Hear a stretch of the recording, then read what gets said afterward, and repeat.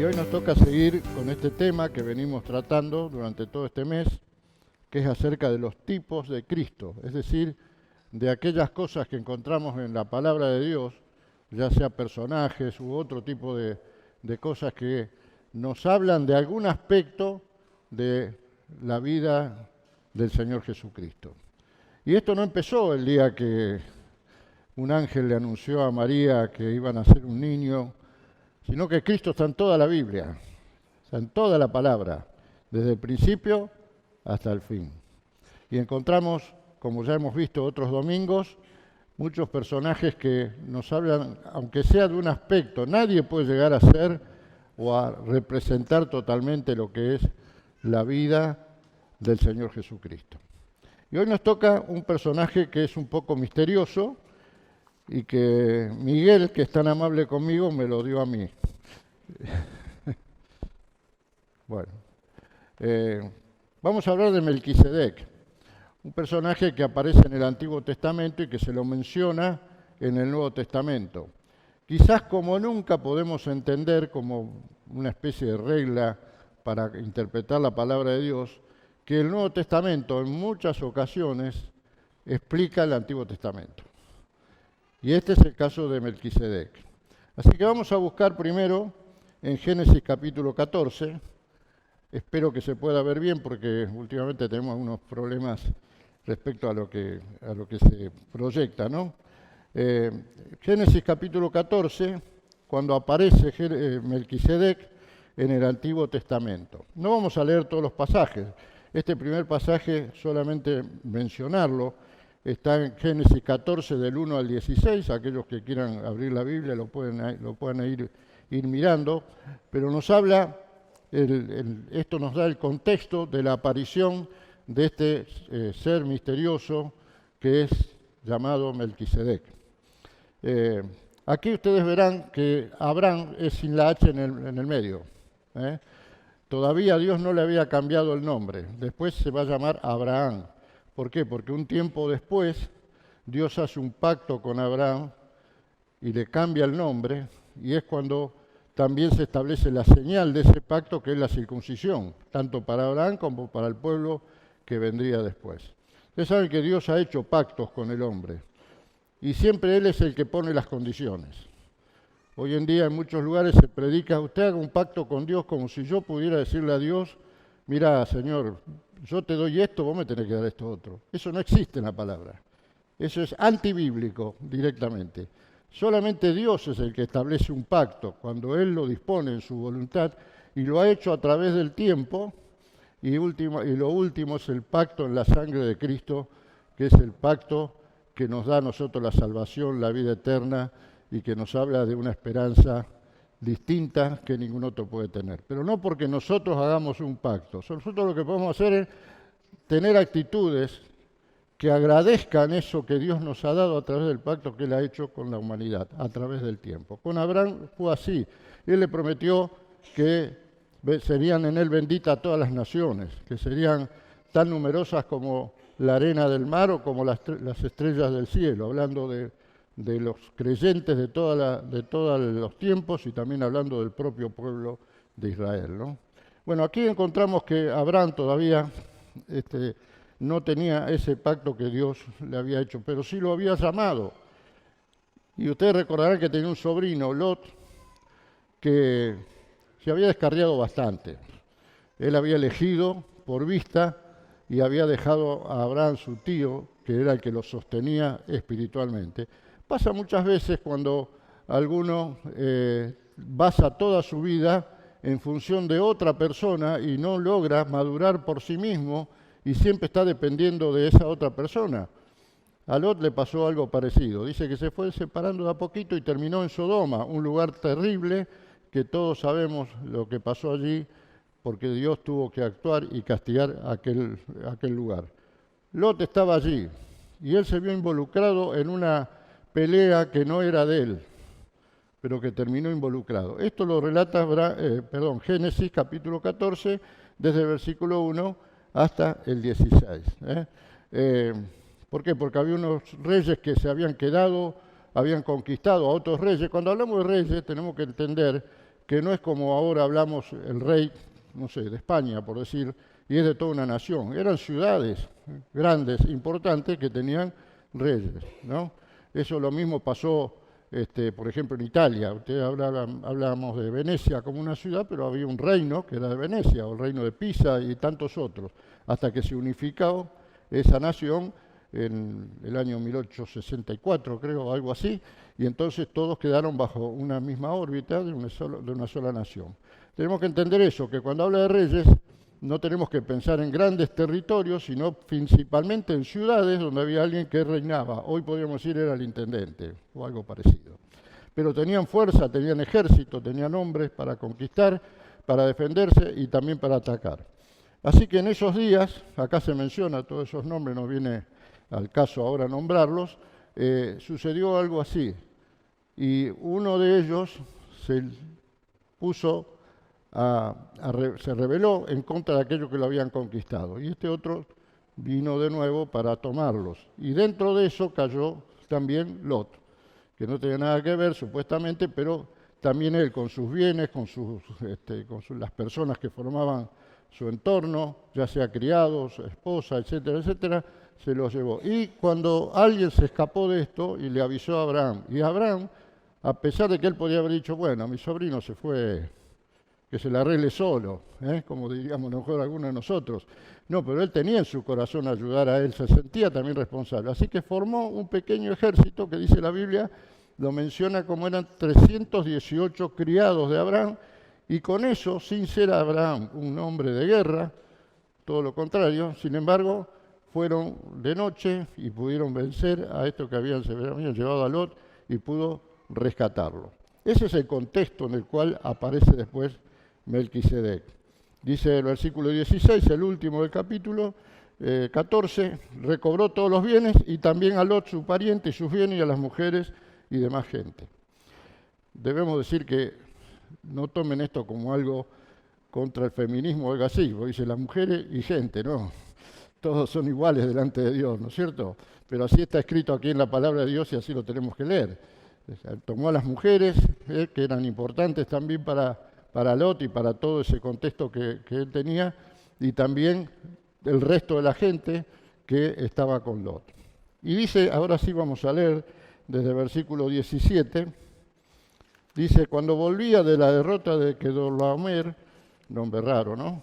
Que era el rey al cual habían derrotado, y de los reyes que con él estaban, salió el rey de Sodoma a recibirlo al valle de Sabe, que es el valle del rey. Y aquí aparece por primera vez Melquisedec. Entonces, Melquisedec, rey de Salem y sacerdote del Dios Altísimo, sacó pan y vino. Hace un rato participamos del pan y del vino en recordación de la obra del Señor, ¿no es cierto? Esto nos hace pensar un poco en eso. Y entonces sacó pan y vino y le bendijo, diciendo, bendito sea Abraham del Dios Altísimo, creador de los cielos y de la tierra, y bendito sea el Dios Altísimo que entregó tus enemigos en tu mano. Y le dio a Abraham los diezmos de todo.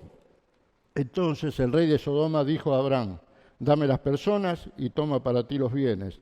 Y respondió Abraham al rey de Sodoma, he alzado mi mano a Jehová, Dios Altísimo, creador de los cielos y de la tierra, que desde un hilo hasta una correa de calzado, nada tomaré de todo lo que es tuyo, para que no digas, yo enriquecí a Abraham, excepto solamente lo que comieron los jóvenes, la parte de los varones que fueron conmigo, Aner, Escol y Manre, los cuales tomarán su parte. Fíjense que, aún siendo corto este pasaje, Melquisedec se lo menciona muy poquito. Aparece en el versículo 18, 19 y 20. Esos 3 versículos nada más. Ahora, hay muchas teorías sobre la identidad de este hombre misterioso, Melquisedec.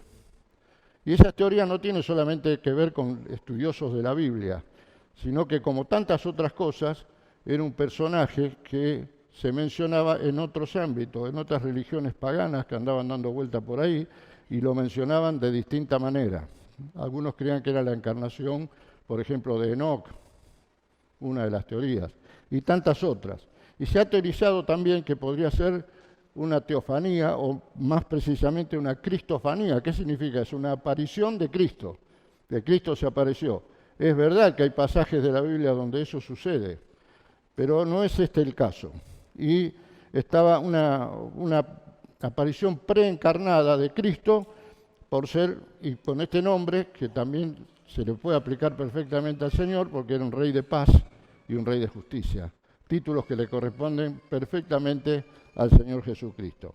Algunos pensaban que incluso era Sem, que fue un hijo de Noé. ¿Se acuerdan que tuvo 3 hijos Noé después del diluvio? Y si uno mira para atrás ve que luego tuvieron su descendencia cada uno de ellos.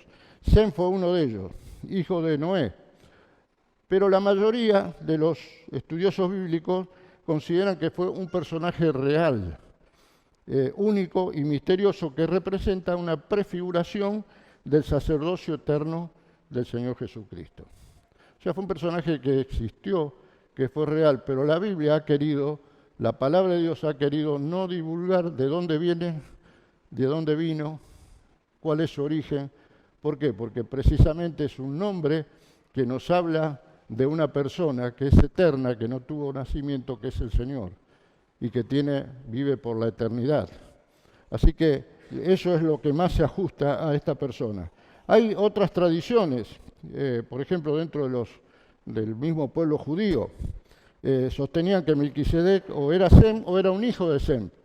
Y si yo me puse a buscar si fuera así, las familias, los nombres que se mencionan, que no los voy a decir acá para no hacer más largo, y además ustedes como yo no se van a acordar de esos nombres, pero si uno mira para atrás desde esos nombres, ve que en esas teorías él era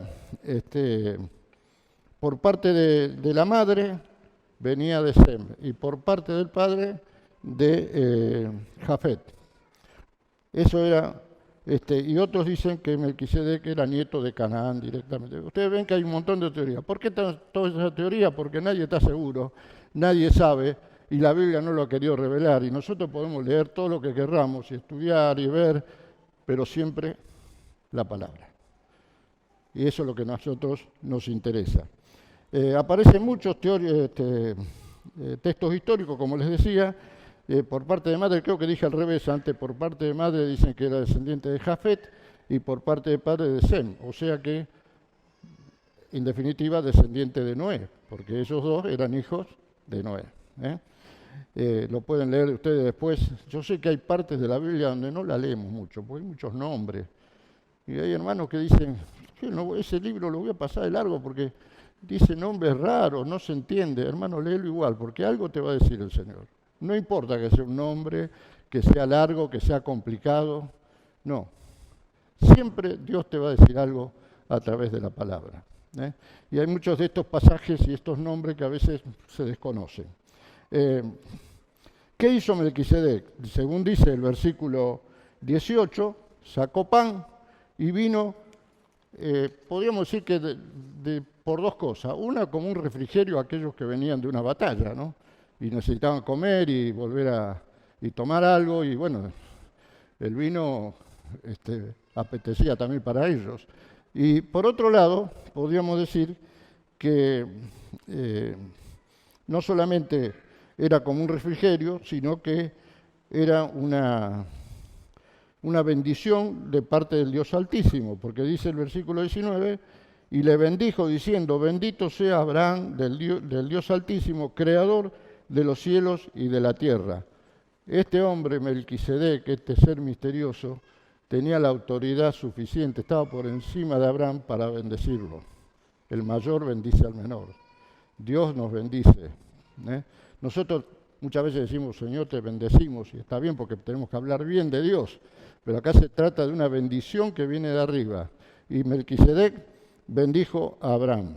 Y fue el primero, en caso que se encuentra en la palabra, en recibir diezmo, que también era una manera de reconocer la superioridad de otro, a través del diezmo del botín que ellos habían conseguido después de la batalla.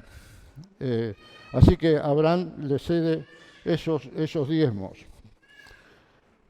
Eso podríamos decir en el Antiguo Testamento. Podríamos, como digo, hablar mucho más, pero muchas de estas cosas que podríamos hablar, como decíamos, son más teorías enseñanzas. Quizás alguno dice, bueno, lo encontramos en los rollos del Mar Muerto, encontramos algo sobre Melquisedec o en otro tipo de arqueología, ¿no? En el Nuevo Testamento, ¿qué establece el Nuevo Testamento? Evidentemente la superioridad de Cristo sobre el sacerdocio levítico. ¿Qué era el sacerdocio levítico? Todavía no existía eso, porque las tribus que después se formaron, que fueron 12, una de ellas era la tribu de Leví.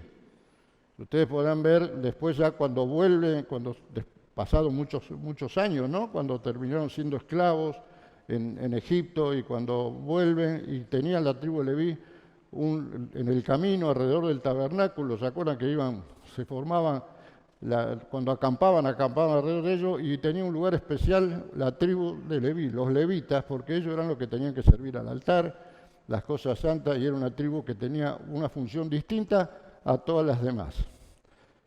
Y acá se establece que el sacerdocio de Melquisedec es superior a ese. No, ¿por qué? Bueno, ya vamos a verlo, pero adelantándonos un poquito, ¿por qué? Porque no era el sacerdocio de Melquisedec no venía por una descendencia. Los sacerdotes que aún en el tiempo del Señor ejercían en el templo eran de la tribu de Leví y venía por descendencia.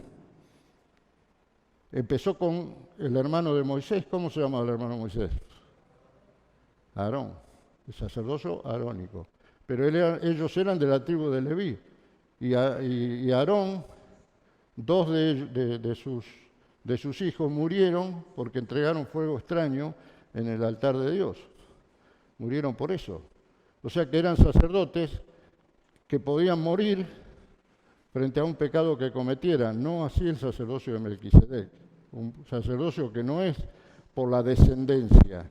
No es que alguien, porque venía de la tribu de Leví, ya era ejercía el sacerdocio, sino era alguien que no se sabía el origen, que no había nacido, que no era un simple mortal y que desaparece también misteriosamente de la palabra de Dios.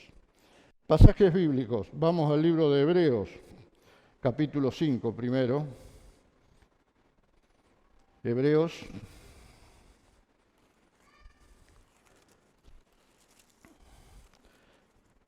Ustedes saben que esta carta, independientemente de quién la haya escrito, algunos dicen que fue Pablo, otros dicen que no se sabe, y a mí la verdad no me importa. Lo que me importa es que está en la palabra y que es la palabra de Dios. Si la escribió Pablo o no, no sé. Pero es palabra de Dios y muy importante lo que dice la carta de los Hebreos, que fue escrita también para demostrar la superioridad del Señor frente a Moisés, frente a la ley, frente a los ángeles. Él fue superior a todos. Y acá, en Hebreos, entonces, capítulo 5, dice, vamos a leer el 4, versículo 4, y nadie toma para sí esta honra, sino el que es llamado por Dios como lo fue a Aarón, que fue el sacerdocio de Aarón, un sacerdocio dentro de los levitas, de la tribu de Leví. Así tampoco Cristo se glorificó a sí mismo, haciéndose sumo sacerdote, sino que el que le dijo, tú eres mi hijo, yo te he engendrado hoy. Como también dice en otro lugar, tú eres sacerdote para siempre, según el orden de Melquisedec. El Señor es un sacerdote para siempre según este orden, un orden superior, de alguien que no tiene ni principio ni fin, y de alguien que sigue ejerciendo ese sumo sacerdocio en la presencia de Dios, de alguien que se ofreció a sí mismo, entró al altar no hecho de manos, entró en el lugar santísimo, entregó su propia sangre y ofició tanto de la ofrenda entregada por nuestros pecados como también del sacerdote que la entregaba, y que vive y vive para siempre, y que ha dejado de lado y abrogado, anulado cualquier otro sacerdocio, aunque a nosotros la palabra de Dios nos llama reyes y sacerdotes para Dios, en un grado inferior. Pero el que ejerce el sumo sacerdocio delante de la presencia de Dios y por toda la eternidad es el Señor Jesucristo, el que murió entregando la ofrenda que entregaba el sacerdote, entregándose él mismo, pero que también resucitó, venció la muerte y entró con su propia sangre al santuario no hecho de manos, sino al lugar santísimo. Y Él es el sumo sacerdote que aboga por nosotros, que se presenta por nosotros, al cual podemos recurrir cuando pecamos porque Él nos defiende, el que nos limpia de todo pecado. Él es del orden de Melquisedec. La palabra de Dios ha querido establecer ese orden superior al de cualquier otro sacerdocio.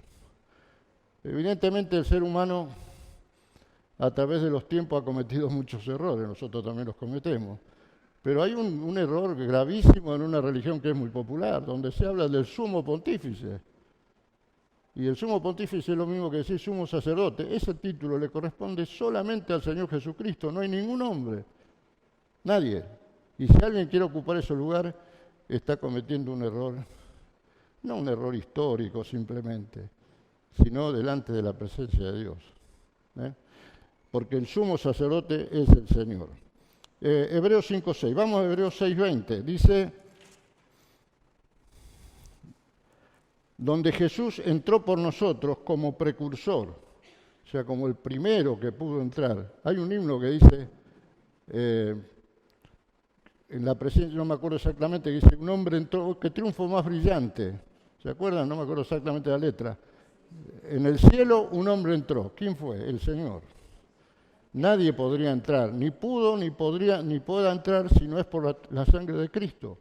Solamente aquellos que hemos creído en Cristo, no por nuestros méritos. Lejos de nosotros pensar que tenemos algún mérito para llegar a la presencia de Dios, sino por haber depositado nuestra fe en aquel que murió por nosotros, el que entró primero, el precursor, que entró a la presencia de Dios. Y acá dice el versículo 20 del capítulo 6 de Hebreos, donde Jesús entró por nosotros como precursor, hecho sumo sacerdote para siempre, según el orden de Melquisedec. Ningún otro sumo sacerdote, por más que se pusiera las vestiduras que establece el Antiguo Testamento, con un montón de cosas que a nosotros nos resulta difícil aunque sea imaginarlas. A veces, bueno, hay hermanos aquí presentes que ellos saben buscar fotos y dibujos. Bueno, Gustavo sabe buscar fotos, no sé con qué cámara la habrán sacado, porque en la época del sacerdocio arónico no había, creo que no había cámara ni fotos. Pero dice, acá tengo una foto. Bueno, yo no puedo hacer lo mismo, no tengo capacidad para buscar esas fotos, pero uno ve todo lo que describe la palabra y se da cuenta de cómo tenía que ir vestido, cómo tenía que estar preparado, cómo tenía que bañarse, prepararse, estar limpio para presentarse delante de Dios. Ese sacerdote ya no existe.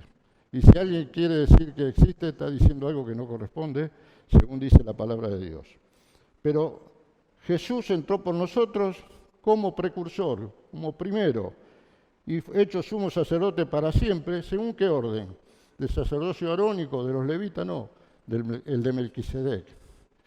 El orden de Melquisedec, un orden superior, alguien que no tiene ni principio ni fin, alguien que no se le conoce descendencia, ni tampoco ascendencia. Entonces, esto es lo que refiere también Salmo 110:4, si lo podríamos buscar también, porque si bien no está en el Nuevo Testamento, refiere directamente a esto que estamos leyendo. El Salmo 110, el versículo 4, dice, juró Jehová y no se arrepentirá, tú eres sacerdote para siempre, según el orden de Melquisedec. Y esto es una profecía también que va a apuntar directamente a la persona del Señor Jesucristo.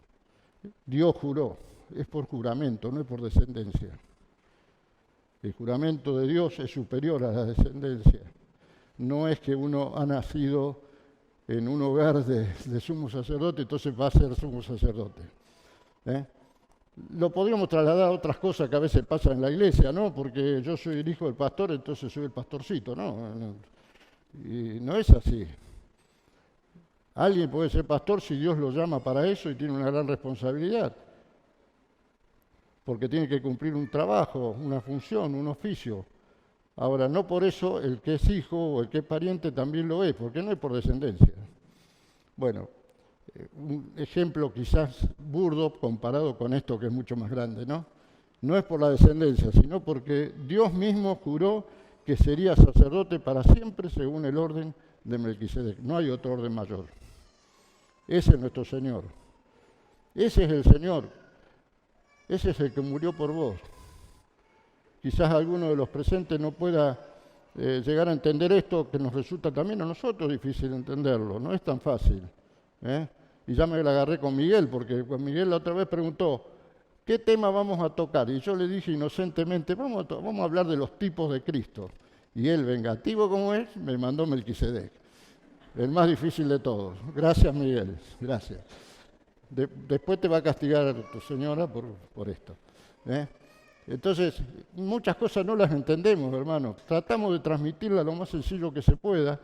Y hay muchísima literatura que se puede leer. Yo he estado buscando un montón de cosas, pero que no las considero de tanto valor, porque son opiniones y nada más que eso, y no están basados en la palabra de Dios.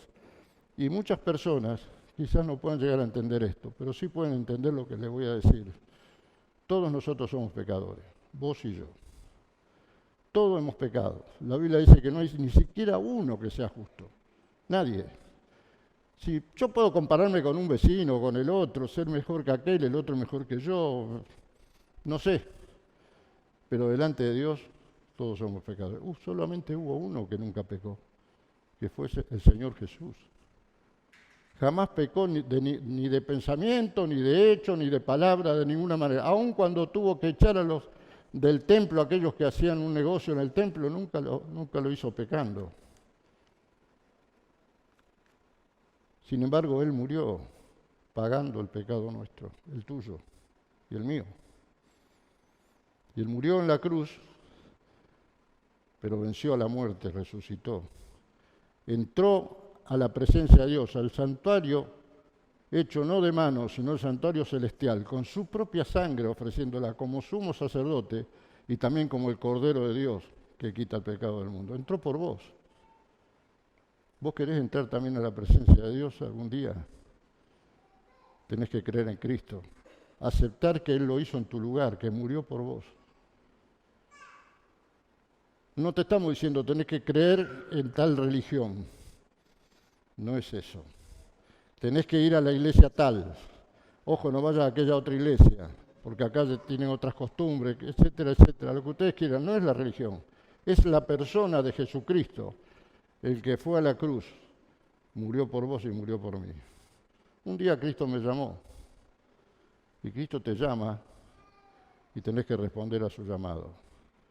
Porque la Biblia dice que nadie busca a Dios. Él nos vino a buscar a nosotros, a buscar y salvar lo que se había perdido, nuestra propia vida, nuestra alma, perdidos por el pecado. Si todavía no confiaste en Cristo, esta noche es el momento, es la oportunidad, es lo que Dios te está diciendo. Cree en el Señor Jesucristo y serás salvo, dice la palabra de Dios. El significado teológico del tipo de Cristo. La carta de los Hebreos, a los Hebreos, señala, como dice ahí en lo que estamos pasando, a Melquisedec como sin padre, sin madre, sin genealogía, no tiene principio de día ni fin de vida, sino que fue hecho semejante al Hijo de Dios y permanece sacerdote para siempre. ¡Qué maravilla!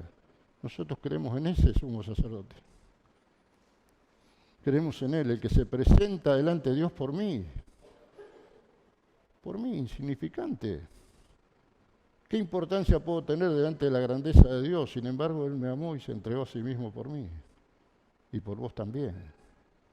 Y quizás para la sociedad o el lugar donde vivimos, a veces nuestra propia familia, donde nos manejamos, nos desprecian, no nos dan importancia. No importa. Para Cristo todos hemos sido objetos de su amor, de su entrega, de su sacrificio a nuestro favor. Y Él murió por vos y entregó su vida por vos.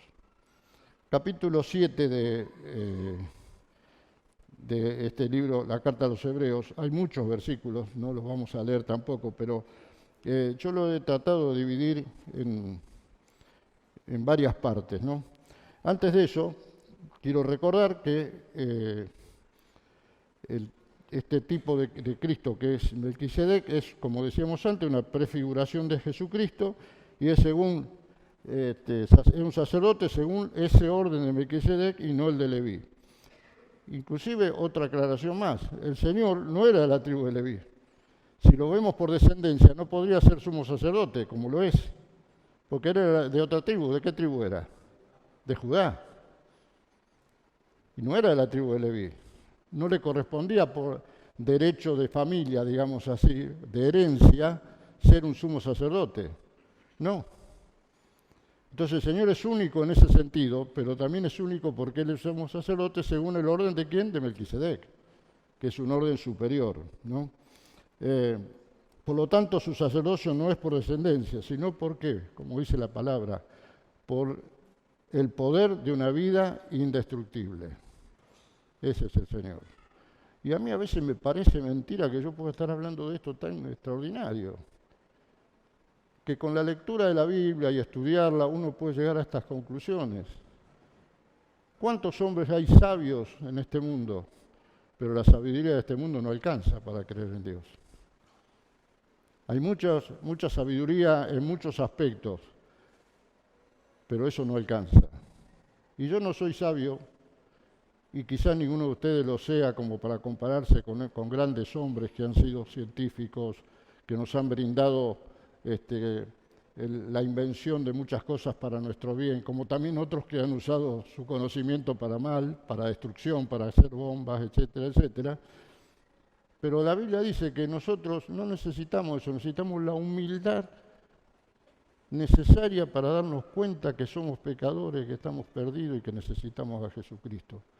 Y creer de corazón que Él es nuestro sumo sacerdote, que no necesitamos otro, que no hay intermediario, es Él, el más grande, el que está por encima de todos. Bueno, Hebreos 7, entonces, dice los primeros 3 versículos, porque este Melquisedec, rey de Salem, que Salem se cree que es la antigua Jerusalén, y Salem quiere decir paz también, ¿no? Rey de Salem, sacerdote del Dios Altísimo, que salió a recibir a Abraham, que volvía de la derrota de los reyes, y le bendijo, a quien asimismo dio a Abraham los diezmos de todos, cuyo nombre significa primeramente Rey de Justicia y también Rey de Salem, esto es Rey de Paz. Aún el nombre que se le atribuye a Melquisedec corresponde al Señor. Él es el Rey de Justicia y es el Rey de Paz. Él es el que nos da la paz, no como el mundo la da. No tiene genealogía, no tiene principio, no tiene fin, y es superior a Abraham. Del versículo 4 al 10, dice, considerad pues cuán grande era este a quien aún Abraham, el patriarca, dio diezmo del botín. Acá ya se lo nombra Abraham con la H en el medio, ¿se dieron cuenta? Cuando al principio lo que leíamos, no, todavía no estaba el pacto. Y Dios le cambia el nombre ahí. Dios le ha cambiado el nombre a varios, ¿se acuerdan? A Saulo, a Josué, que se llamaba Oseas, y Moisés le puso otro nombre, a varias personas, a Pedro también. Y dice, cuán grande era esta que aún Abraham, el patriarca, dio diezmo del botín. Ciertamente, los que de entre los hijos de Leví reciben el sacerdocio tienen mandamiento de tomar del pueblo los diezmos según la ley, es decir, de sus hermanos. O sea que son hermanos, son personas que pertenecen a una tribu determinada, tienen una función que Dios ha establecido para ellos, pero no tienen una superioridad, aunque estos también hayan salido de los lomos de Abraham, o sea, todos descendientes de Abraham. Pero aquel cuya genealogía no es contada de entre ellos, tomó de Abraham los diezmos y bendijo el que tenía las promesas. O sea, los levitas vienen de Abraham, pero Abraham, representándose no solamente él, sino las tribus que vendrían después, dio los diezmos ¿a quién? A Melquisedec, porque Melquisedec era superior, porque estaba por encima. Era un orden superior. Y sin discusión alguna, el menor es bendecido por el mayor. Y aquí ciertamente reciben los diezmos hombres mortales, pero allí uno de quien se da testimonio de que vive. Y insistimos en esto porque insiste la Biblia. El Señor es ese orden, sin genealogía en cuanto a los hombres, sin principio ni fin. Cantamos ante Alfa y Omega, esas dos letras del alfabeto griego que representan el principio y el fin, y que vive y vive por toda la eternidad. Vamos a ir un poquito más adelante, versículo 11. Si pues la perfección fuera por el sacerdocio levítico, porque bajo él recibió el pueblo la ley. La ley, ¿quién la recibió? Moisés, fundamentalmente, ¿no es cierto? Y él era de la tribu de Leví. La ley que Dios había establecido, que Dios le da mandamientos y una cantidad de cosas que le enseña, que tienen que ver con el culto, que tienen que ver con la presentación en el tabernáculo, que tienen que ver con las ofrendas, con los diezmos, aún con las relaciones entre las personas, con las prohibiciones, etcétera, etcétera. Toda esa ley fue dada al pueblo de Israel a través de Moisés, que era de la tribu de Leví. Dice, ¿qué necesidad habría aún de que se levantase otro sacerdote según el orden de Melquisedec, que no fuese llamado según el orden de Aarón? Porque cambiado el sacerdocio, necesario es que haya también cambio de ley. ¿Qué quiere decir esto, hermanos? Es un poco, parece un juego de palabras, pero yo les recomiendo que después lo lean y lean varias versiones si es posible, y también alguno que sepa más que yo, que seguro que hay muchos que saben más que yo, para que pueda explicar, para que podamos explicarnos esto. ¿Qué es lo que significa? Lo que yo entiendo de aquí. Dice que como el sacerdocio se cambió, también es necesario que cambie la ley. La ley de antes fue abrogada. El Señor dice que Él cumplió la ley, la cumplió Él, por mí y por vos. Pero Él se entregó y ahora no llegamos por una ley a la presencia de Dios, sino por Jesucristo, el que murió por nosotros, el que entregó su vida, por la ley de la gracia de Dios, por la ley del amor de Dios, por la ley de la misericordia de Dios, que nos vio perdidos y nos rescató a través de la obra de Jesucristo. Y dice, y de aquel de quien se dice eso, dice el versículo 13, es de otra tribu, de la cual nadie sirvió al altar. ¿A quién se refiere? El Señor Jesús, decíamos recién, era de otra tribu, era de Judá. Y ninguno de la tribu de Judá sirvió al altar, solamente los levitas. Ya eso lo hacía diferente a los levitas, pero además él es, reiteramos esto, según el orden de Melquisedec, un orden superior, ya que Abraham se puso con una posición de respeto y de reconocimiento ante este hombre Melquisedec, al cual no lo conocía. Pero él pudo reconocer que ahí había alguien distinto, que merecía eso que Abraham hizo. Y dice, porque manifiesto es que nuestro Señor vino de la tribu de Judá, de la cual nada habló Moisés tocante al sacerdocio. No tenía derecho por descendencia el Señor Jesús a ser un sumo sacerdote, pero sí lo tuvo por el orden de Melquisedec, un orden superior, ¿no? Y esto es aún más manifiesto si a semejanza de Melquisedec se levanta un sacerdote distinto, no constituido conforme a la ley del mandamiento acerca de la descendencia, sino según el poder, como decíamos antes, de una vida indestructible. A través de ese poder, pues se da testimonio, dice el versículo 17, y menciona el Salmo 110:4 que ya hemos leído, ¿no? Tú eres sacerdote para siempre, según el orden de Melquisedec. Al cambiar el sacerdocio era necesario cambiar la ley. El Señor vino de otra tribu, como decíamos, se levantó según el orden de Melquisedec para un sacerdocio distinto y no por la descendencia, sino según el poder de esa vida que es indestructible. Por ello, Cristo es sacerdote para siempre. Para siempre, hermano. El que murió por mí, el que lo despreciaron, el que escupieron, el que lo acusaron de blasfemo y de tantas otras cosas. El que, como escuchábamos hoy al hermano, le pusieron la causa de la muerte porque se hacía el rey de los judíos. Y la causa de la muerte para los sacerdotes y demás judíos que estaban allí era porque se había querido hacer igual que Dios. No pudieron reconocerle. Y aún hoy siguen cerrados sus ojos. Pero tanto judíos como gentiles podemos llegarnos a la presencia de Dios a través de este sacerdote, sumo sacerdote para siempre, que tiene una vida indestructible. Así que Él no necesita hacer más sacrificios. Hizo un solo sacrificio para siempre. Los sacerdotes tenían que hacer sacrificios no solamente cada año, sino por un montón de otras cosas. Y no solamente por el pueblo, sino lo tenían que hacer por ellos también.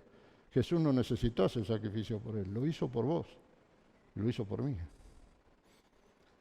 No nos ganó el perdón porque hizo muchos sacrificios y entonces Dios lo premió con eso, sino con uno solo, hecho una sola vez en el altar de la cruz, pero presentándose en el lugar santísimo, en la presencia del Dios creador, del Dios que todo lo puede.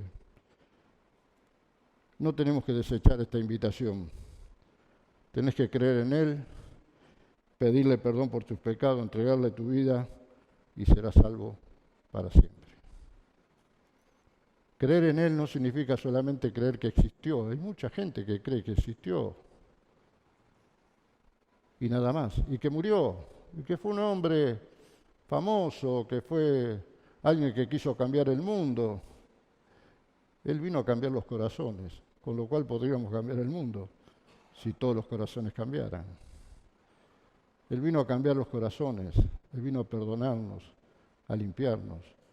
Y no vino simplemente para sanar enfermos, para resucitar muertos, que eso certificaba quién era, que era el Hijo de Dios.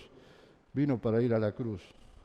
Y cuando alguno de sus compañeros le dijo, Señor, que no te pase esto, le dijo, apartate de mí, porque para eso he venido, para morir. ¿Y querés? Te digo algo increíble. Cuando Él iba a la cruz estaba pensando en vos, y en mí también. Él iba a morir por vos, porque te ama y te amó desde antes que el mundo existiera. Vieron que hay cosas que dice la Biblia desde que el mundo se creó, pero hay otras que es más allá todavía, cuando el tiempo no existía, desde antes de la fundación del mundo. Es el amor de Dios, que llegó hasta ahí, que llegó hasta aquí, en este día domingo, donde parece que está fresco pero después hace calor, donde llueve pero no llueve, donde hay un montón de cosas alrededor, pero donde Cristo presente aquí por su Espíritu te llama para que creas en Él. Y si ya creíste en Él y necesitas volver a Él, Él también te está esperando. Como aquel padre que esperaba al hijo pródigo, para abrazarlo cuando llegara, darle un beso y ponerle el anillo de reconocimiento que era un hijo de Dios. Hay mucho para decir de Melquisedec, y yo no tengo capacidad para decir muchas cosas más, pero sí decirle que a mí hasta me emociona pensar en este personaje. Tan tremendo. Este personaje que no podemos describirlo demasiado y que con pocos versículos que hablan de él en la palabra, nos llega al corazón para definir algo maravilloso.